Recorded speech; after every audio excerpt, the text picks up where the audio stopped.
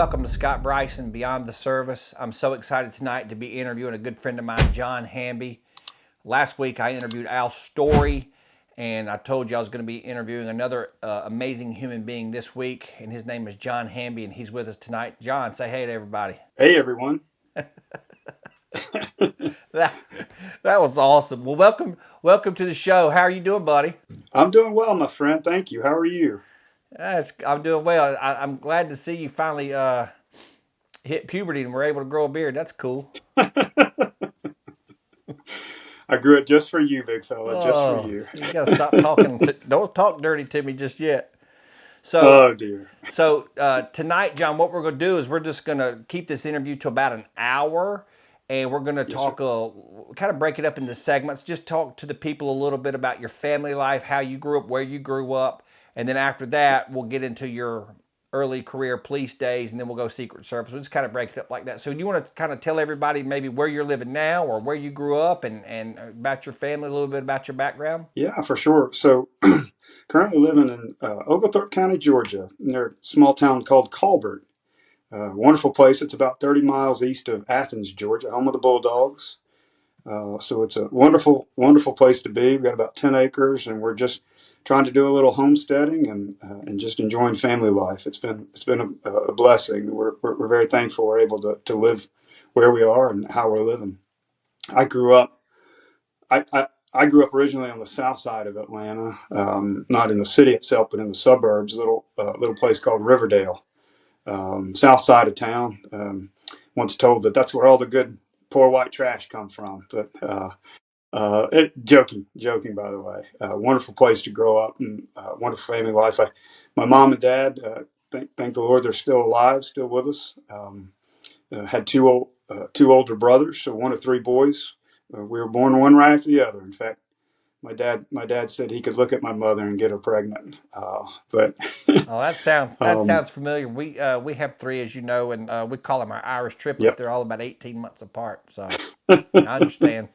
Well, that's great. So thankfully had a wonderful childhood. wasn't perfect, not by any stretch of the imagination, and had our ups and downs as a family. But thank the good Lord, we stayed together, and still to this day we're all very close. And once finished high school, public high school kid, went on to the University of Georgia, and enjoyed my time there. Graduated in 1993 with a degree in history, and that was the story of my early formation, and look back on that time with lots of joy, lots of happiness associated with it. Yeah, that's good. Um, did you go right into police work, or did you have a job right out of college? I can't remember. I did. I don't know if you remember sharing with you. I for a while there, of all things, I thought about becoming a Catholic priest. How can I forget Father John? Uh, got uh, hired, for lack of a better term, or accepted by the Archdiocese of Atlanta, and Here we started go. studying. Worked for a short period of time in the diocese at the headquarters there in downtown Atlanta, and ultimately was sent away to a little small school in southern Indiana called St. Meinrad. It's actually it's a seminary, a Catholic seminary, but also a monastery, a Benedictine monastery. But my time there wasn't very long. I stayed there a semester, and I got to tell you, Scotty, probably it was a good experience. I'm glad I did it. But one of the most telling moments of that experience was I woke up to one of the local radio stations playing real loud, and of all songs, it was playing "Georgia on My Mind" Mm, by Ray Charles, and that's when I decided I'm going home. So this isn't for me, yeah, and that's what I did. yeah. I came back home and I wasn't really sure what I wanted to do. Went to graduate school for a short period of time at Georgia State. I'd always thought about going in law enforcement, and decided with my dad's encouragement to pursue a career in law enforcement. That's what I did. You know, I can't believe I forgot about that because we used to talk about that a lot. And I'm going to keep this thing G rated or PG rated. There's something I want to say so bad right now, but I'm going to let y'all do it because you're already turning red. And I'm not going to do you Yeah, dirty. you fight the urge. You're so Fight the urge, big you're fella. such a lucky guy. I'm in a good spirit tonight. But you're a good man. And before we move on, I do want to say I did this to Al at the very end of the interview. And I'll do it to you right now before I forget. I won't forget, but I don't want it to miss. In all seriousness, you're one of the best people I know. I give you a hard time, and it's only because I love you. You know that. Give you such grief. You're a great human being. The Bible tells us no one is good. It says no one is good. But I would argue that there are some people on the earth that have done okay for themselves, like Billy Graham and John Hamby and Al Story and some other people. So you're the type of guy that you want your sister to marry, and I mean that very seriously. We've had this conversation many, many times when we were both going through some different things. Life is hard, right? And we've had some fun times, we've had some serious times. And I just wanted to publicly, I know people don't know, some people watching this will know you, some people don't know who you are, but they're going to get to know you tonight. And I just wanted to publicly tell you that you and Al have been super huge role models in my life, and I appreciate our friendship. Well, thank you, my friend. Means a whole hell of a lot. Pardon my French, coming from you, and uh, make no doubt about it. I think the same of you. Well, So there. well, you set the bar high, my friend. So talk to us a little bit. You start with the Atlanta Police Department. Is that who it was, or was it a smaller PD? Or Yeah. I started with Atlanta. Applied for several different departments within the metro area. There, Atlanta was the and said to myself, whoever hires me first, good Lord willing, I'm gonna go with them. And sure enough, City of Atlanta Police Department hired me first. And I'm thankful for it. I worked there for almost 4 years, um, and it was one of the best times of my life. One of the best times, and one of the most challenging and difficult times too. But Scotty, I loved every minute of it. I couldn't get enough of it, and look back on those days fondly. Of course, you know how things are, especially policing. You look back and you remember the good times, and thank goodness for that. And thank goodness too, you oftentimes forget about the more challenging and difficult times. And boy, those were there. Those were there every day. And dealing with some of the some of the most difficult situations to ever have to deal with in life. You're right there in the middle of it. You're right there in the thick of it. I remember one senior officer told me once. He said, "John, no one ever calls the police because they're having a good day." And that certainly played out to be true in many days of that experience. But all in all, wonderful, wonderful time there. yeah, that's some old man wisdom right there. He wasn't wrong. Do you want Yeah. to explain to the people here listening what Red Dog is and how much how that played out for you? And if you feel comfortable with it, you tell that one story that I know so well about the shooting and everything. If you feel like getting into that a little bit. Yeah, for sure. So just so you know, I'll get to Red Dog in a second. But so my first assignment with the department was in Zone 3. Zone 3 is the southeast side of Atlanta. It's changed a little bit since then, a lot actually, but it was very, very busy. Highest call volume of any of the zones at the time. Um, During my time frame, then one year Atlanta had 1.7 million calls, I think it was, for Mm, service just in a 1 year period. mm, And Zone 3 of the 6 zones got the large percentage of those. mhm. So we hopped. We went from call to call to call. It was nonstop. Um, the situation you were talking about. Now there's you know well.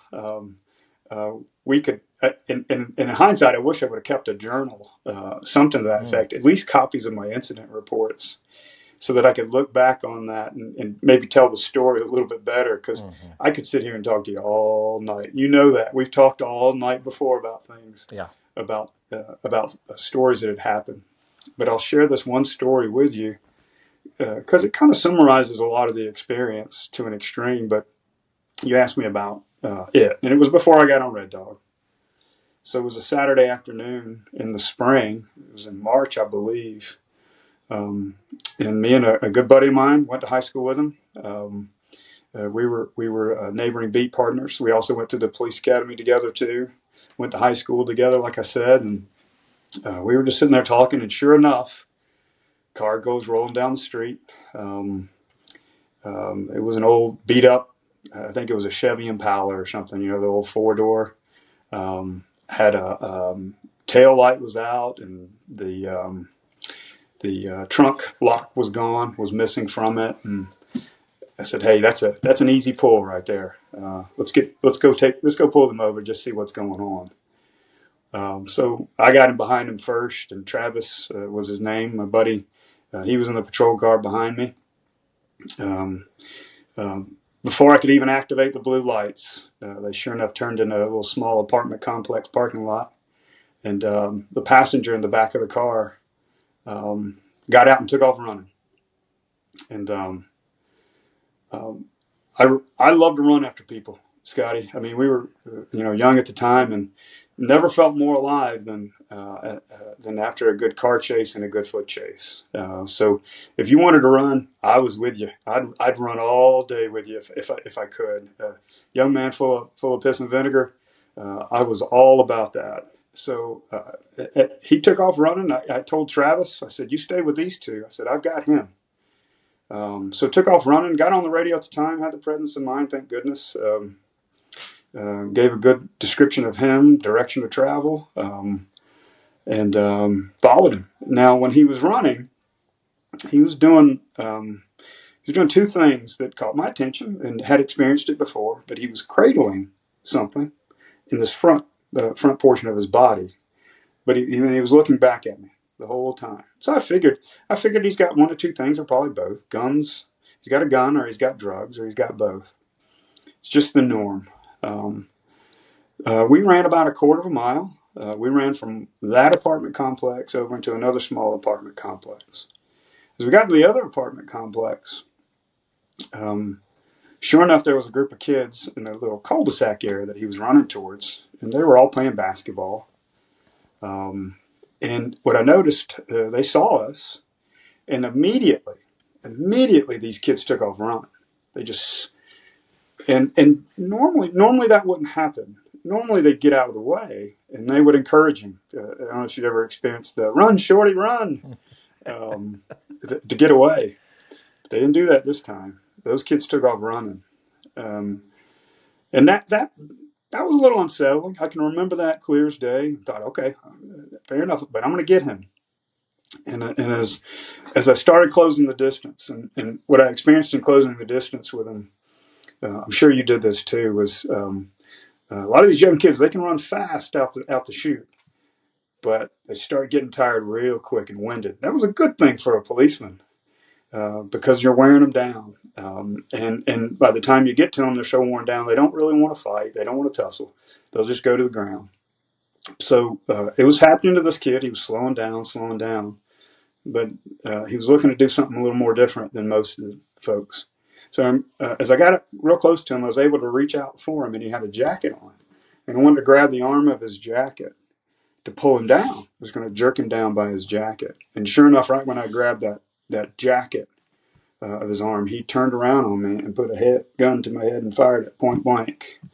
And I'm convinced by the grace of God that just barely came down on the top of my head and fired, and it just was the top of my head, and thank goodness that was it. Now it started bleeding, like you wouldn't believe. Blood started rolling down my face, and obviously felt the muzzle blast, and all these thoughts came into my head immediately. Was, my goodness, am I okay?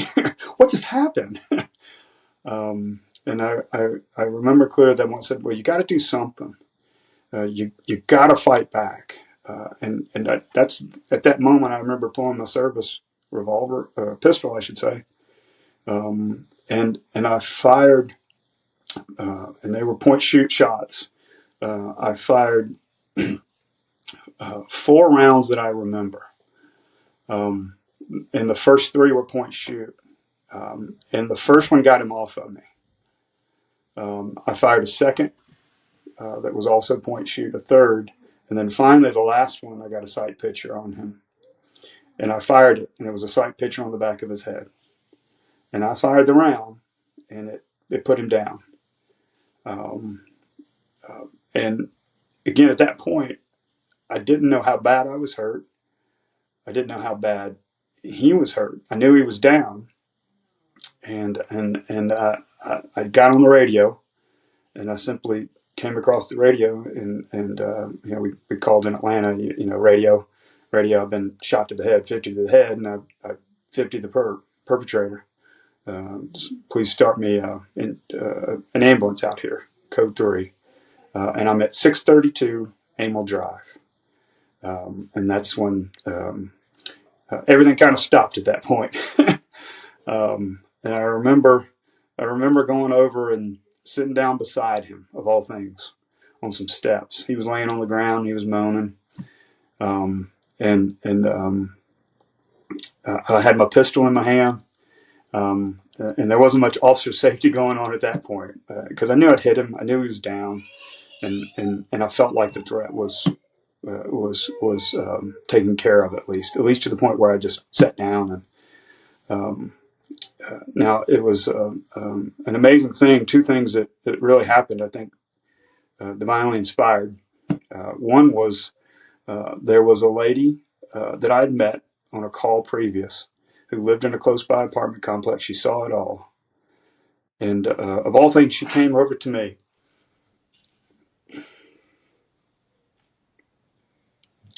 She came over to me and said, sorry for this. Don't be sorry. But she said, officer, are you okay? And boy, it was like a guardian angel talking to me, to be frank. Now I did tell her. I said, "No, ma'am, I'm okay. Could you just do me a favor? Could you back up a little bit for me?" And boy, Scotty, I mean, you can imagine, from experience, when such a call goes out on the radio and then the help call goes out citywide. Man, I've never seen so many police cars in my life show up, and it was an amazing feeling. Mm-hmm. Now at the time. And boy, I sure would have felt it today, knowing what a lot of these young guys are going through on the streets. At the time, I thought, oh boy, they're going to fire me for sure on this one. I'm done. At best, I'm done. But it didn't work out that way, thank goodness. Yeah. And it turned out the shots I fired, I hit him once in the arm. I think that was the first shot to get him off me. I hit him once in the back of the leg, once in his butt, once in his back. Now you're thinking 4 shots, but I actually fired 5, and the last one was off the back of his head. And he lived. He did. We used to run a really hot round, and it just hit the back of his head and skipped right off of him, off the back of his head. Wow. But that was a definite. Needless to say, a changing moment in my life. Yeah. And I'm thankful to the good Lord that He let me live through that. Yeah. And so there. Yeah. That was the experience you asked about. So I shared it with you. Well, that was a lot. Not that I didn't remember it being heavy, because it's not every day you get shot or shoot someone. But I didn't remember all that detail. So thank you for being vulnerable and sharing that with me, with us. Because as you well know, serving a life in law enforcement is very similar. It's similar and different than the military. The military folks, God love them, they're going downrange and it's hot, and they're coming back with some serious, PTSD things, right, from battle. But I think being a police officer, whether it's 4 years or 20 years or 30 years, it's death by 1,000 paper cuts, and part of what I'm trying to do with this podcast is have people on here like you that have some shared life experiences with me. And one of those life experiences is our faith and how that's gotten us through tough times. Because quite frankly, I don't know how people make it through life. First of all, I don't know what their moral compass is. And secondly, when they go through hard times, like a death of a child or a spouse or even a parent, how in the world do they get through? And so you've referenced the Lord a few times tonight, and you've always been this way, sharing your faith openly and not being ashamed of it. I think we're experiencing a spiritual revolution in a way. I think Are we living in the end times? I don't know. I mean, every day every day that passes, we're a day closer to the Lord coming back. That's for sure. But it could be 2,000 more years. I don't know. No one knows. But I do think that we're living in spiritual. I think spiritual warfare has always been around, but I think we're experiencing it at an all-time high right now. And I think people are coming to faith. There are people like I'm hoping that people like you and I can help spread a little bit of the light into a dark world. So thank you for sharing that. Yeah, yeah, my pleasure. I'm with you on that. I 100% agree. I think about those days when we were running hard and enjoying the aspect of the excitement of the job. In hindsight, though, Scotty, if I could do it all over again, I'm sure I would enjoy that still. But I wish I would have taken a little bit more opportunity. And it happened every now and then, but I wish I could have taken a little bit more of an opportunity to deal with those, especially the young men that we so often encountered. Um, I wish in hindsight I could have witnessed to them a little bit better. Um, you know what I mean? I Nope. think I think that would have. I think that would have. Um, I think that would have been a helpful experience. I would hope, and let Yeah. the Holy Spirit kind of Yeah. lead and guide you in those situations where you could witness to those young folks that were going through some tough times in their lives, Yeah. and because of the experience they were having with us, their lives were never going to be the same. Yeah. But I didn't realize that, Scotty, until well into that No. near the end of my time with Atlanta, Yeah. and if I could have done something different, that would have been one of those things to No. engage those kids a little bit more. Yeah. I'm right there with you. When we were young, we were in our 20s. We were just full of piss and vinegar, and we were the good guys. And we're gonna stop the bad guys. We're gonna save the world. Okay, okay. But I had some real good advice from an older guy. He ended up retiring as a captain from another agency, so he's a very squared away guy. And he was like, because I worked in a really rough part of town for the 2 years I was a cop. And he's like, Scott, and I was just young, like I was 24, 25, 26, and he's like, most of the people that live down here are good people. There's just a handful of knuckleheads that makes it bad for everybody, and they're just people. Yep. And at first I thought, you're a weird, like you're weird. What are you talking about? These people are bad. And I was like, no, he's right. Most of the people, a lot of the people down there were elderly, and just Yeah. single moms trying to get by. And then you had a couple of knuckleheads ruining it for the whole group. So I have often, as I've gotten a little older and a little wiser, had some retro. And I've also gotten bolder with my faith too. When I was young, I was a little embarrassed. I hate to say it, but like I was embarrassed to think what people would think about me, or that I was a weirdo or whatever. So as I've gotten older, I just don't care what people think. And so I've gotten more vocal with my faith.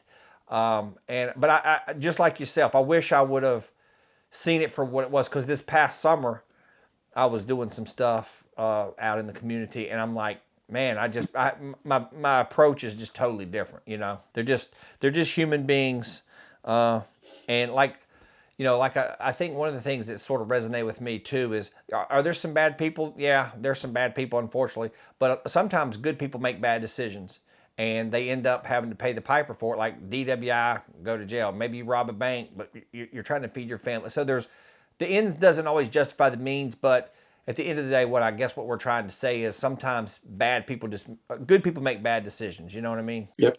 Absolutely.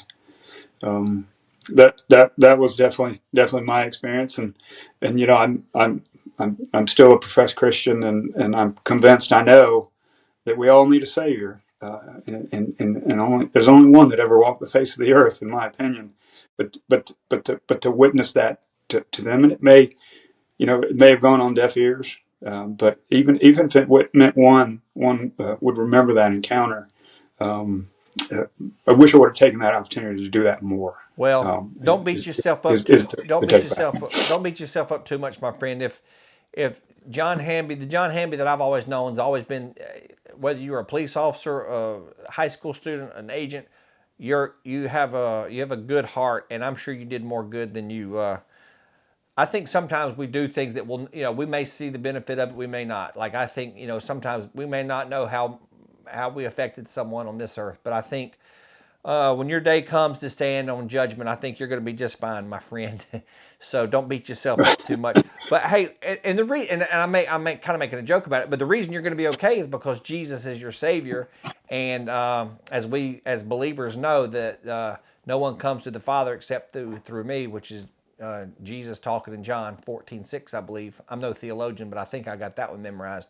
So yeah, I mean, you're going to be just fine. I'm going to be just fine. Trust me. I've laid in the bed looking at the ceiling many nights, going, man, am I okay? I think I'm jacked up. And then I'm like, the problem is we are jacked up, but by the great, we're saved by grace. And I know we were talking before we started recording about Sean Ryan, and we were talking about his podcast a little bit. And he recently interviewed Megyn Kelly, which was a phenomenal interview.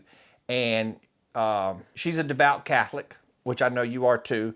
And I've kind of had this conversation with different family members and different people about our Catholics, because they would say, they just use the word Catholic. And I'm like, well, I have a friend that's a Catholic, and I'm always thinking about you, but you're a Christian, right? And I don't want to get necessarily on a theological topic here, but Jesus Christ is our Lord and Savior. And I think I'm trying to be bold here. I think sometimes with certain faiths, and the Catholic Church is an example, it's so rich, not ritualistic. Well, it is ritualistic, but it's also very rule based, legalistic.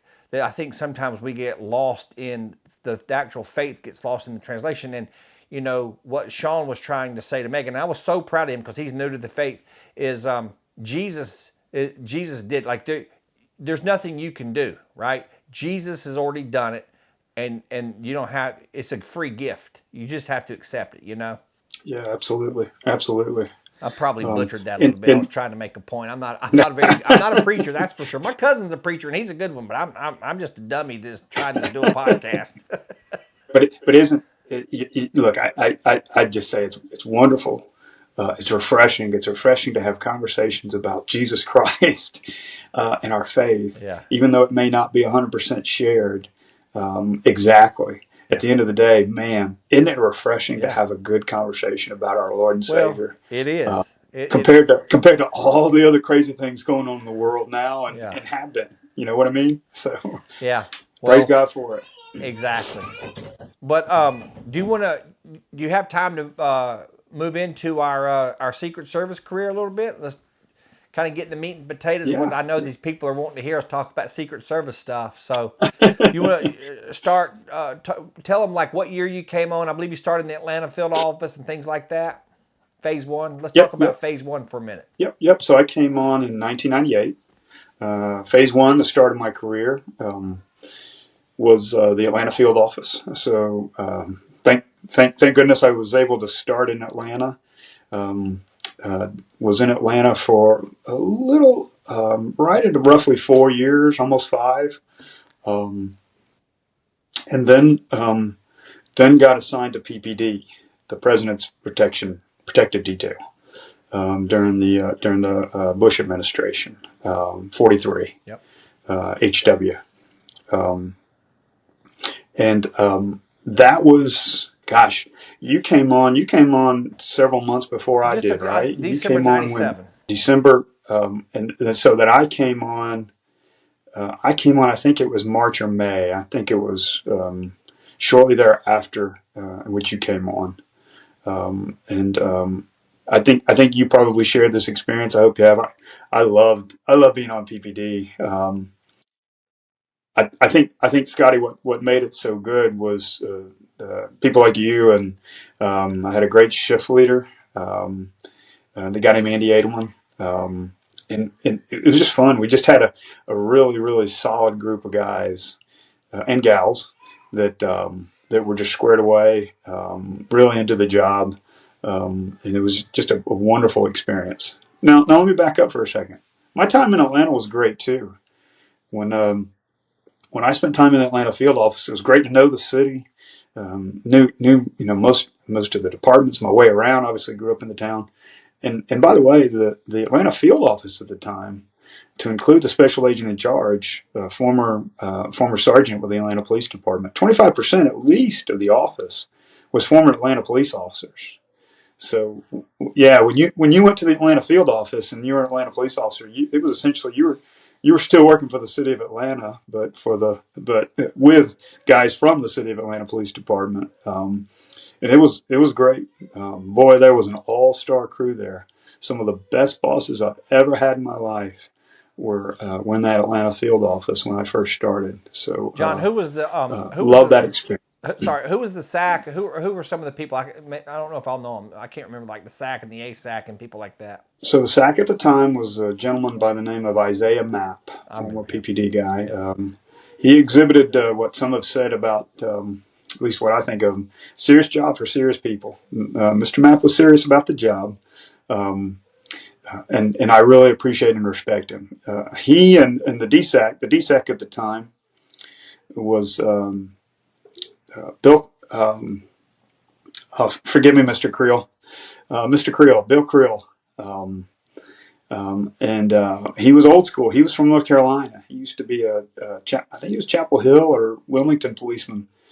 Mr. Creel and Mr. Mapp were old school, Scotty. They loved you if you worked and didn't care too much for you if you didn't. And they were extremely professional, supportive, and expected you to work. And I loved it. I loved every minute of it. I had a 14 on the job. Also, a guy named Mr. Harold Bibb. Mr. Bibb was one of the best 14s I ever worked for, and just really cared about people. And then finally, a guy named Mike Davis, who was also another supervisor in the job. Sadly, Mike passed away a few years ago. But his probably of all the people that I've worked for over the years, Mike would be in the top three of the absolute best. He had a command of the English language that was second to none. He would bleed on your reports with a red pen, but he did it all. He did it all because he wanted you to be the best. So that experience in Atlanta was absolutely fantastic. It was tough because we were introduced to traveling, and you know well about traveling. And in my personal life, just newly married, had two little babies. That was a hard time. So it was a mixed blessing. Wonderful experience at work, but put a lot of stress and strain on the family at home. And that was the start of the job for me. Yeah. Well, before we move into like the phase two and our PPD time, we met each other. I was in Charlotte, you were in Atlanta. We met each other early in our career, post standing for, I guess it was Clinton and Gore back then. And we would do temporary TDY assignments, to City X, and we'd go stand post for a night or two and come back. So that's when I kind of met you. And then our friendship really grew when I was on shift C. I think Adelman had shift B or D. I don't remember. But we were on the same shift, but we were on PPD together. And then we were assigned to Andy Card's detail together, the chief of staff, which I can't wait to get into some of these stories. But you just touched on something a second ago that made me really have a new thought. You were talking about old school, and I worked for a couple of guys that were super old school. At the time, I didn't like it and I didn't appreciate it because I was a hard worker, and I know you were too. Like I was full of it, man. Like at police department, Secret Service, like I'm here to get a paycheck. I'm going to go earn it. And most of the people were that way then. It seems to me now, and I'm not trying to cast aspersions on the whole group, but like with the DEI stuff, I mean, do you want to talk just a minute about that? Like, I feel like we've just lowered the bar, and I'm not embarrassed to say that I was a Secret Service agent because I gave 25 years of my life to that place, and I'm very proud of what I did. But I do feel like the bar's been lowered a little bit, and with these assassination attempts on Trump, I'm like, what are we going to do to get this ship right? Do you have any ideas or suggestions on that you think could maybe help? Gosh, it's a tough challenge. So it's not only well, I'll be frank. I think it's nonsense, and we could go into that we could talk for hours on this whole notion or idea of diversity, equity, inclusion. Sounds good, but it's a unicorn. I agree with you. I think there's been a lowering of the standards, a slouching towards sloppiness, and I don't think that's 100%. I still think the agency hires good people. I saw that just as I was leaving the job. But Scotty, I don't. It may be attributed to even bigger problems or challenges, issues in the greater society as a whole. I don't know if too many people are looking necessarily for a life of service like that as much anymore. And I definitely don't think there are as many people as interested in law enforcement as there once was when we started our careers and before that. It's sad. It's disappointing, and I certainly don't know what the solution is. I, I, I would humbly suggest to anybody that would listen is don't lower the standards by any stretch of the imagination. Be fair to people, but also do your best to recruit and target people of strong and good character. And don't be afraid of that. Don't just look to necessarily where'd you get your degree from, or all the other things. What's your pedigree behind you? But really take a second and fall back on some of the hiring practices that I know existed when we were first getting hired. Ask some really good questions on the interview for sure. Don't go off some script like we were tasked with doing. Let guys who have experience on the job, who've done it, who know how things should work, and a good person to work with. Let them come up with some good questions to ask. That's a good starting point, I think. Yeah. I'll never forget one of the most telling questions that I mentioned. My friend Mike Davis, my boss Mike Davis, and one question he would make or break young folks in their interview, and he would ask people, up to this point in your life, what's been the most significant moment in your lives? And oftentimes, we knew what was the background of some of these folks. If they had children, a family, their education background. And I remember once a young man answered, well, it was getting my 2 master's degrees, or something to that effect. Well, we knew this young man was married, had 2 children, but yet he felt like the most important thing in his life up to that point was getting 2 master's degrees, and that was telling, Scotty. He was not hired, and rightly so. But I don't know the 100% answer to your question, Scott. but I just know that pursue people of strong character, and let those who are doing the hiring, who are doing the interviewing, let them do it. Don't hamstring them. Don't give them a script and say you can only follow this, which is what our agency is essentially doing to people now. And that's a recipe for disaster. Yeah. You know it, I know it. In any job. Yeah. So that's my 2 cents on that. That's a great answer. I noticed it changed. So when I started in the Charlotte field office, late 90s, early 2000s, then, we both did our careers, a lot of protection for both of us. And then we ended up in our careers, different field offices and supervisors and things. I found myself at the end of my career doing the super interviews. Once upon a time it was called a panel interview, and there was 3 dudes, and it was very intimidating. Now it was you and one other guy, and you read a script. And I'm like, this isn't what I did 20 years ago. It just seemed watered down and very stale. No, I do think it's important for me to acknowledge the fact that, look, the agency's still hiring some squared away people. I mean, I worked with some younger folks, and I'm sure you did too. Was encouraged by them, hopeful for them. Mm-hmm. The agency's gone through some difficult times while we were there. Mm-hmm. It's going through even more difficult times now. But Scotty, I got to tell you, some of the folks that I experienced, the younger folks that had some amazing backgrounds in the military or in law enforcement, my goodness, there's hope for the agency in those really talented and young folks. I think the agency's just got to stay focused on really targeting people like that. Yeah, no, I think you're right. I think it makes a lot of sense. So let's move into our phase 2 time, which were basically mirrored each other. I went to PPD in March of 2003. I think you got there about the same time.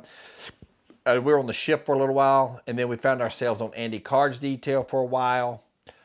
Because remember back in the day, I joined the Secret Service because I wanted to be on PPD. I wanted to protect the leader of the free world. I also wanted to go to CAT, the counter assault team. At that time, the only way to get to CAT was to go to PPD because it was a satellite. Later, it became a division and whatever. So you and I found ourselves in a holding pattern on the Andy Card detail because they had opened it to the field, and I'm sure you remember. I'm not going to say names because it doesn't matter. I don't mind saying names in a good way. I don't want to say names in a bad way. So the SAC at the time, this was many, many SACs ago, by the way, the special agent in charge at the time would not let us try out. I was on PPD for 20 months before I could even try out. Did you experience something similar to that? I did, and my shift leader at the time, I mentioned Andy Edelman, Yeah, former CAT agent, great guy. In his back, yeah, amazing guy. And he said, John, don't worry, you're going to get your opportunity. Just bide your time, be patient. He said, but you'll get an opportunity to try out. And sure enough, it wasn't necessarily on our time frame. Yeah. I know you and I were both anxious, but at the end of the day, we got our opportunity. Thank goodness. Yeah. And there was some wisdom in what Andy shared with me on that in that moment. Yeah. Certainly helping my anxiety towards the situation. Yeah. So let's talk about CAT for just a minute, counter assault team.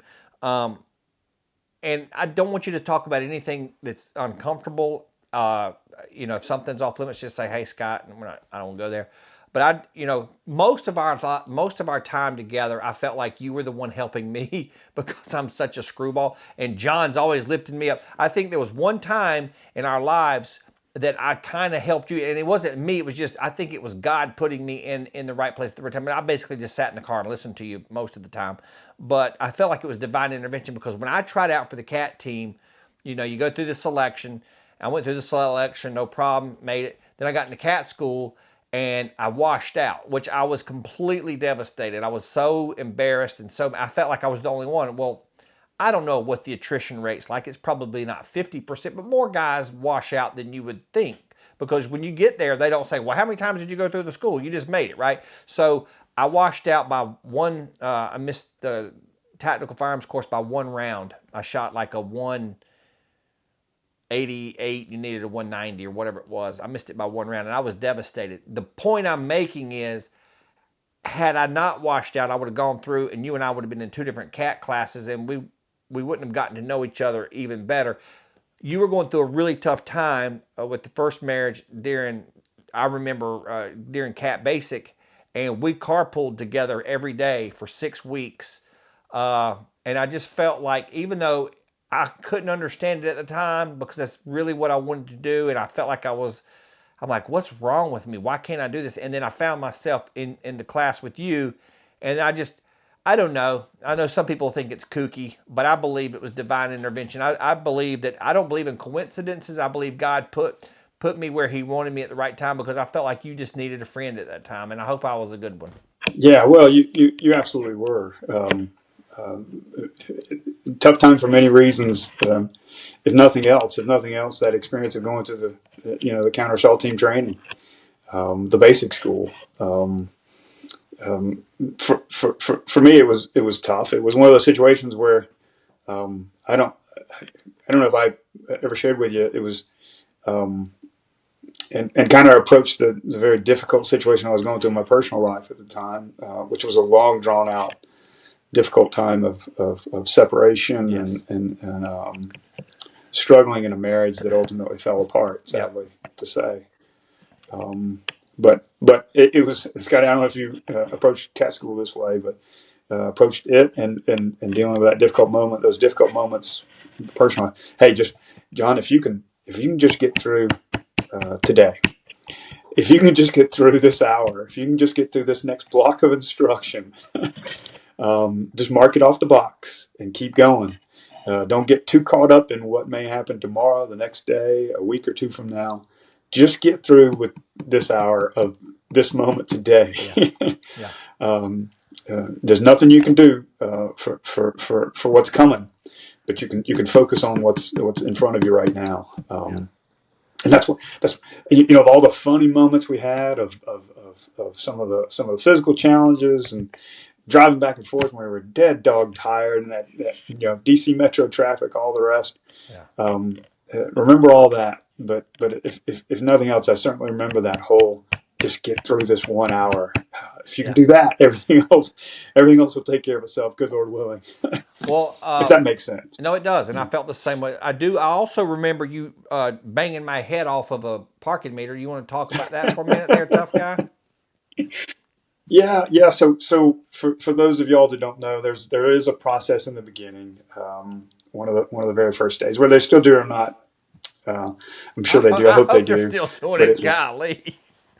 it was somewhat of a humiliating experience where you crawl in a creek and do some other things, and then your buddy Carrie, your partner, and for all those out there, Scott and I were inseparable during cat school, and I loved it every minute of it.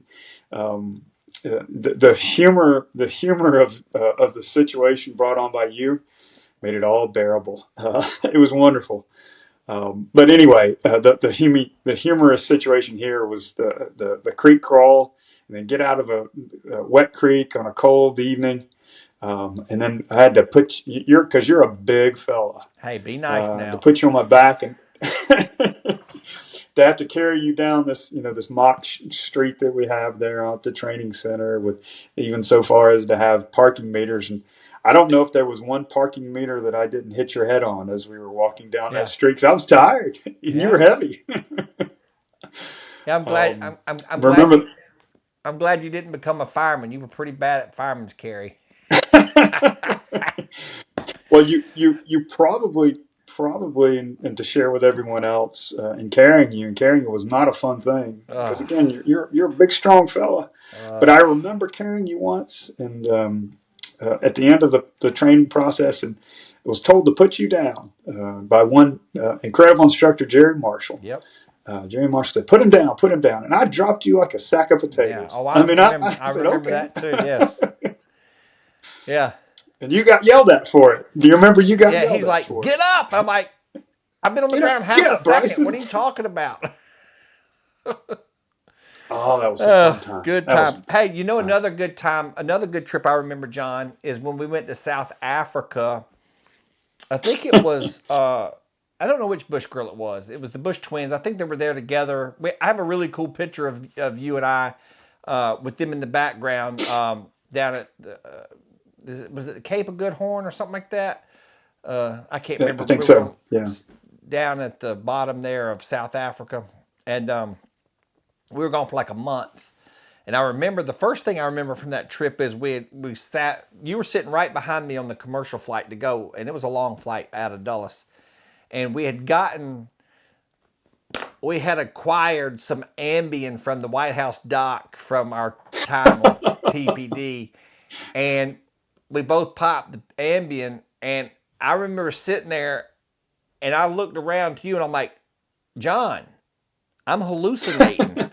And you're like, yeah, me too. And that's the last time I ever took an Ambien, because I felt sick, and I had to go stand at the back of the airplane and I thought I was gonna throw up. I never did, but I was miserable. You got to be flat when you take one of them things. And then we Well, get that, and then we get down there. Tell everybody. So we may or may not have. I don't want to use the word. I think the statute of limitations is over, but we may or may not have smuggled some things into the country. I think we were carrying stoners. We had switched over from the Colt M4 to the Stoner SR16, and we may or may not have had a couple of them with us. You want to tell everybody about? Oh, and I had to drive because you couldn't drive a stick shift. Let's not forget that. I can drive a stick now. Okay, Well, I can it's drive a stick now. a day late and a dollar short. Tell them about getting pulled over by the cop that we thought was a dog catcher. Yeah, he was a South African cop, and of course, it was a big old Toyota pickup truck or something with a big paddy wagon, I guess, attached to the back of it. I don't know. I just remember, and my memory fails me to this day, my friend, but I do remember you got a little sassy with the guy. You got a little Well, smart with him. now I hold thought to on. myself, "Oh no, we're gonna be stuck in a South African jail tonight." Gosh, just be quiet, be quiet. Yes, sir, and no, sir, and I'm sorry, sir. That's all you need to say. I was I was, you're probably not wrong. I was trying to explain myself. We were at a traffic light and I went left on red because you drive on the wrong side of the road. So in America, as you know, you can go right on red. And I saw a car behind me. I didn't know it was a cop. And so I sat there and I looked and I went left. And he was so mad. He felt so disrespected that we ran a red light with him behind us. And I'm like, we kind of got into an argument. I'm like, well, in America, you can go right on red. And he goes, no, you can't. And I'm like, yeah, you can. Anyway, I'm glad he didn't pull us out of the car because that would have been bad because I remember we had our guns stuck between our leg and the door. That would have been real bad. I thought for sure he saw him, and I'm thankful he didn't. So I'm sorry. I gotta learn to say yes sir, no sir. So bad, so bad. But I do. You want to go ahead and confess to the audience about how you made me drive the whole time because you couldn't drive a stick? Well, thank goodness you could. So, See, you're such. but you remember, you remember there were times, and it speaks to the job. And the flexibility you have to have. Yeah. I mean, you remember we drove. Gosh, it was a long way away from because we were staying in where we were staying in Cape Town, Yep. and I think it was a little town called Plattenberg Bay that was a beautiful, beautiful place. Probably though about an 8-hour at least drive away. It was. Yeah. Got there, stayed for gosh, it was a short period of time. Thought we were going to have a relaxing evening. Next thing you know, nope, I want to go back. And we were driving. I remember, and I'm thankful that we didn't have a bad wreck or whatever it may be. But I just remember it was at least 24 hours straight of on the road. It was It bad. seemed like. No, it was bad. Yeah. Yeah. That was a course. rough night. I think if I remember correctly, I think we actually imposed our will on the shift and we switched cars because they had an automatic and I made you drive back because I was falling asleep, dude. I'm like, I'm not gonna make it. We're gonna die. Yeah, that's for sure. Yeah. Well, I do remember though, and you know we talked about this before we started. There was a time though when you got me good when I really had to go to a bathroom, and we were out in the middle of nowhere, someplace she was close to. Long story short, we found a porta potty somewhere. I don't know how. It was a South African porta potty though. Hold on, where were we? We were close. I think we were close to Plattenberg Bay. Oh, we were. I don't remember this. Either way, you know, I had to go. There was no ifs, ands, or buts about it. And I went in there, and next thing y'all know, that thing starts shaking.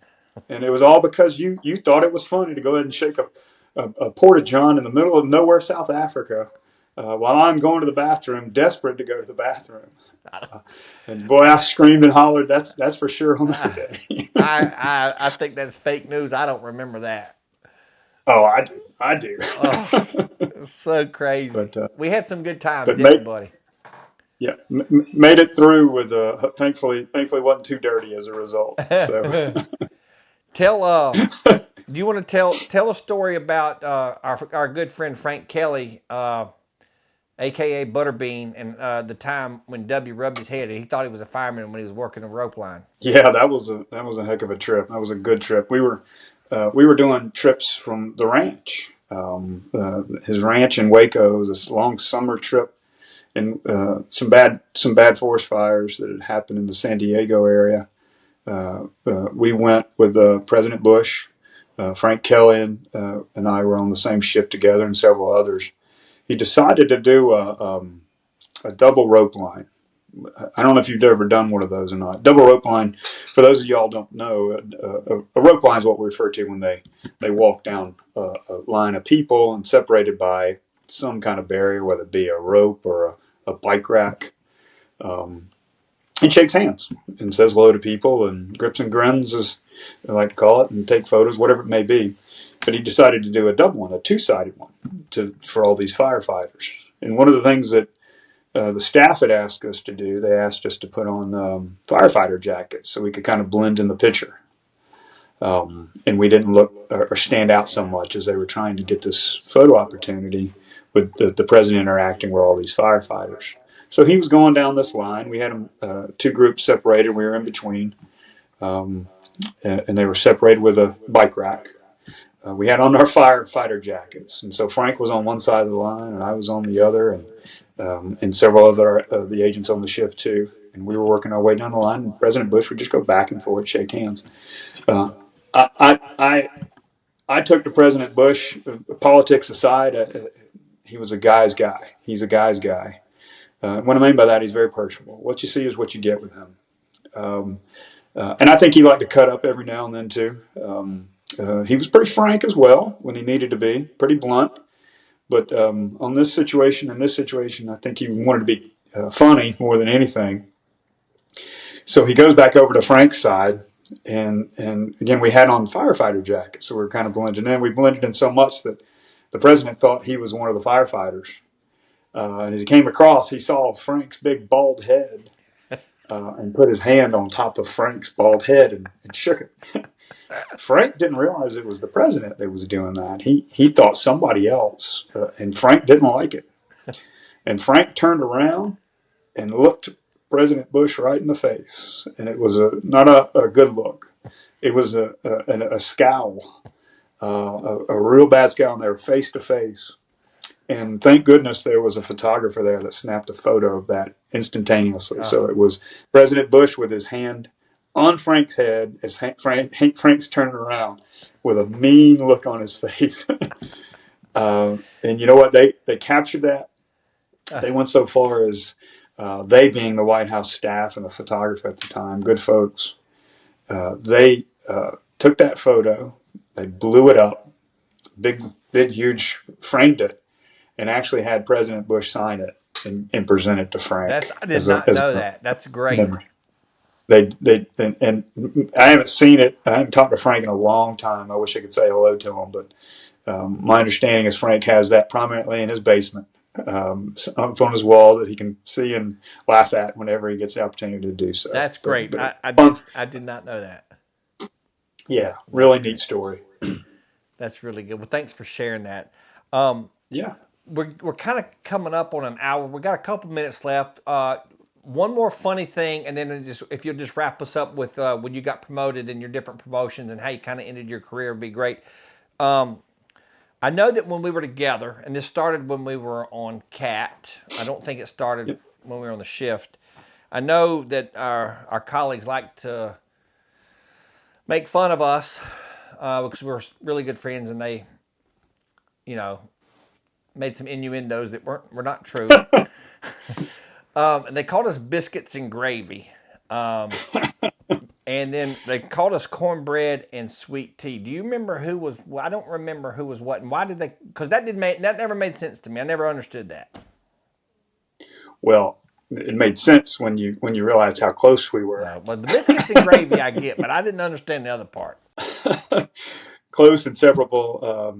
But anyway, it was Josh Pruitt. Josh Pruitt's one of the funniest guys you'll ever meet on the job. Josh had a great sense of humor, real pleasant guy to be around. But I remember him telling us once, I think we were together, we probably were. He said, when y'all are separate, he said, John, you're like sweet tea, and Scott, you're cornbread. But when you're together, you're biscuits and gravy. He's so silly. Now, that may seem like a corny story, but I still think fondly of that to this day. I just wish I wasn't sweet tea. Oh, I wish I was. That's awesome. Cornbread's dry, man. Are you kidding me? That's nasty. I had forgotten that it was Jay Prue. He was Josh retired as the SAC of Obama detail, I believe. Is that right? Does that sound familiar? He did, yeah. Yep, he sure did. Sure did. He's funny guy. He's one of the funniest guys I ever met. He's a great guy. I need to try to get him on here sometime. Do you know what he's doing now? I don't. I haven't talked to him in a long time, but he would be worth talking to for he's sure. Funny. He might break the internet. He's like Haggerty. They might break the internet if I got them on here. Hey, so just round us out, John. Take us home. Tell us about getting promoted. So we go, for those that don't know, phase one's the first part of your career. Phase two is protection. And then phase three, you go back to the field or get promotions. Talk a little bit. Give us a minute or two about your promotions and where you ended up and all that good stuff. Yeah, for sure. So spent a lot of time on CAT. Stayed on CAT. I know you went back to the president's detail, and ultimately took about a year off from CAT after about 4 or 5 years of being there, and went to our counter surveillance unit, section, within the Special Operations Division of the agency. Got promoted back to CAT as an ATSAC, as a GS-14 there.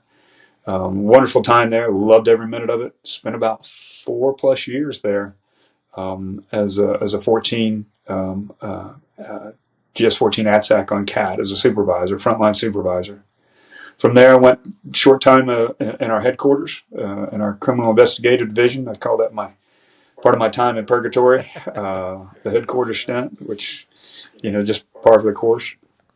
And then got promoted to an ASAC, Assistant Special Agent in Charge position of GS-15 on the Vice President's detail, and was one of the most enjoyable experiences I had on the job.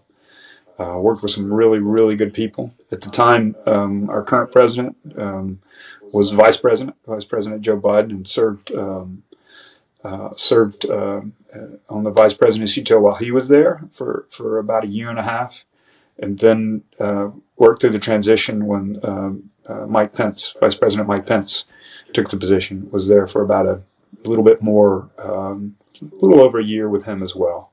So it was a wonderful opportunity, wonderful experience, great people to work with and work for. Then was then brought back to the counter assault team as the program manager, the ASAC, the GS-15 position over the entire program, and I love that, Scotty. That was a wonderful, wonderful position. Stayed there for about 2.5 years. And then finally got pushed out. My final position was became the special agent in charge of our Seattle field office.